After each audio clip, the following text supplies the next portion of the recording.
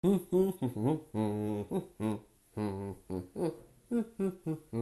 there, welcome back to the Average Person Advice Channel. I'm the Average Guy Nick, and today I want to talk a little bit about mental health and well-being. So, mental health is, one of those subjects that was almost like taboo to talk about for a long time, which is very unfortunate because I think everybody, to some extent, has, various mental health things that they have to deal with. And of course, mental health is a very important part of our overall health, wellness and general well-being. So, what is, mental health? Mental health, really, when you kind of boil it down, is just about how we, I guess, perceive things, how we feel mentally, generally, how we have a handle on our own inner voice, and in a lot of ways, it's mental resilience, how resilient we are to, say, interactions with other people. Maybe other people say things and they unintentionally, attack our own being or our own state, but also just, within the interactions, dealing with other people and, dealing with your own thoughts primarily. So being resilient mentally means that you're able to handle things like, additional stress, day-to-day problems, or sort of maybe more one-off events like loss and grief and that kind of stuff better. So mental health is kind of this whole sort of spectrum of things, but really when you boil it down, mental health starts with your thoughts. Everything kind of begins with a thought, right?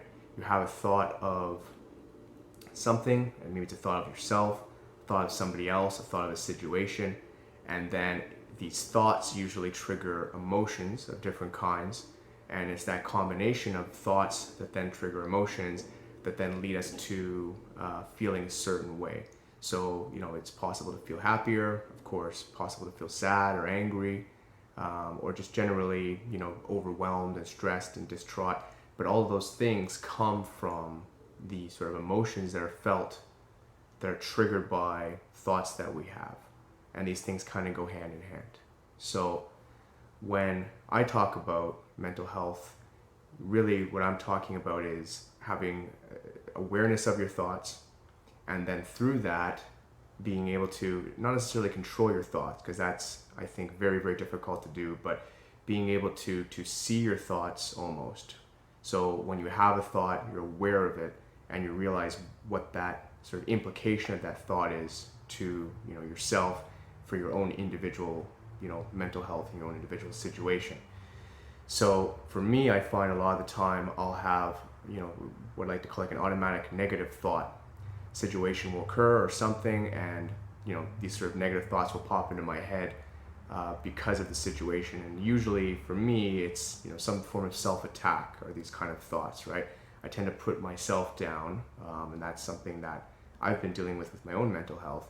And when that occurs, when I'm able to catch it and see it, I can say, no, wait a second, and then think about what the realities of the situation. Because with mental health, a lot of the times when things aren't going great, you might read minds or mind reading where you assume somebody's thinking something, even though there's no evidential proof or anything that shows that or proves it. And then you might also catastrophize, although I'm probably not saying that right, but basically you jump to the worst case scenario, or you come to a conclusion that is like the worst case scenario in your head, right? So if you put it all together, you could be like, this person's thinking something really terrible, and that terrible thing is going to lead to a really bad situation for yourself or something you really don't want to have to deal with. And then, in your own head, if you don't stop this kind of cycle or catch it, it can kind of spin out of control. And that's, it's these kind of things that lead to feeling, really sad or angry, to depression and various other things. And so, one of the most important things is being able to monitor your thoughts, really take the time to think about it. And it's difficult to do at first. You have to almost be aware of the physical sensations in your body. I know it sounds kind of, silly that we're talking about physical sensations when it's mental thoughts, but a lot of the times things will happen almost subconsciously. A thought will occur and you won't even be fully aware of it, but you'll feel it. You'll feel tightness in your throat, or you'll feel heat in your chest. You'll feel the physical manifestation of the emotions that were sort of generated from those thoughts. So start by really, getting used to feeling things. And for that, you need a certain level of mindfulness or awareness of yourself and the situation. Once you start realizing, oh, wait a second, I'm feeling this, and you can, you do it enough, you can start saying, okay, I know this feeling. This is fear, or this is frustration, or this is sadness. And then you can say, okay, well, what's the thought? What am I actually thinking here? What am I doing that's triggering that? And when you do it enough, you can get to the point where you start catching it as it's happening, and you can kind of quiet those thoughts down and say, no, wait, that logically doesn't make any sense. Why would people be thinking that? Or why, I'm just catastrophizing, or I'm mind reading, or I'm creating this scenario in my head that isn't actually true or real. Then you can, kind of put it, stop it before it becomes anything. Or you can replace the automatic negative thoughts with a more realistic thought. You can say, no, this is probably more realistically what maybe the person's thinking or what the situation is. And by being able to do this, you have greater control over your thoughts, but then the emotions that are derived or come from your thoughts. You can be more level. And, if there's a setback, if something happens and you kind of take a bit of a tumble emotionally, you understand why. And you're able more easily to recover from that, and to go back after and look at the thoughts or the sequence of events and thoughts that occurred and go, that's not me, that was just the thoughts in the situation. And again, be able to recover quickly and get back to, regular everyday life, and not allow yourself to spiral into, a deeper sadness or frustration or depression or whatever else. So some of the great tricks to be able to develop it are, starting with like a mindfulness practice. And there's a lot of great mindfulness stuff out there now. I think if you Google like mindfulness, Harvard Business School, something like that, they have a really great set that I really like. But of course, there's also apps out there with mindfulness. There's a ton of YouTube stuff, all kinds of different things that can help you with mindfulness practice. And, almost like with everything, it's taking the time to practice it and get used to it and get comfortable with it. And then you have to develop the skills and the resilience and the mental strength over time.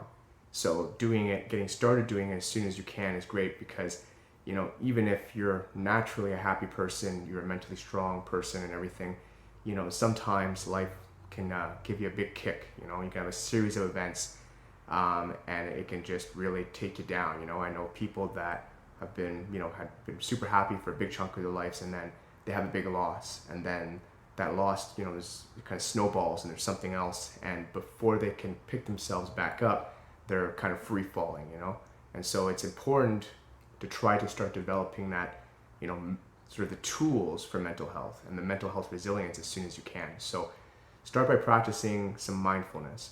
And like I said, find a good video, something you like, and it's really just about making yourself present so that you're aware of your thoughts, of your breath, of everything that you're feeling physically, and you become an observer of your thoughts. You practice observing your thoughts, but not really being in them.